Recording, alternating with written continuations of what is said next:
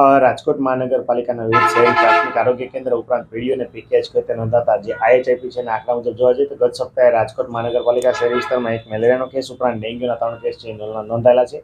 આ ઉપરાંત જોવા જઈએ તો ચિકનગુનિયાના કોઈ પણ કેસ નોંધાયેલા નથી। ઉપરાંત જોવા જઈએ તો શરદી ઉધરસના તાવના કેસોમાં આંશિક ઉછાળો છે એ નોંધાયેલો છે। 1228 જેટલા કેસ જે છે એ ખાસ કરીને શરદી ઉધરસના નોંધાયેલા છે। આ ઉપરાંત સામાન્ય તાવના 790 કેસ નોંધાયેલા છે। ઝાડા ઉલટીના 180, ટાઇફોઇડના 2 અને કમળાના જે છે કુલ 4 કેસ ગત સપ્તાહે નોંધાયેલા છે। ખાસ કરીને પાણીજન્ય અને મચ્છરજન્ય રોગચાળો અટકાવવા શું પગલાં લેવાય? હાલ જે છે રાજકોટ મહાનગરપાલિકાની આરોગ્ય શાખામાં મેલેરિયા ડિપાર્ટમેન્ટ દ્વારા જે છે મચ્છરજન્ય રોગચાળો અટકાવવા માટે ખૂબ જ પ્રયત્નો હાથ ધરવામાં આવે છે। ઉપરાંત ખાસ કરીને હાલ જે સઘન ડ્રાય ચાલુ કરવામાં આવી છે અનુસંધાને કોઈપણ ઘર હોય કે કોમર્શિયલ જગ્યા હોય ત્યાં જો મચ્છરના પોરાની હાજરી જણાય તો નોટિસ ઇસ્યુ કરીને વહીવટી ચાર્જ જે છે એ વસૂલ કરવામાં આવે છે।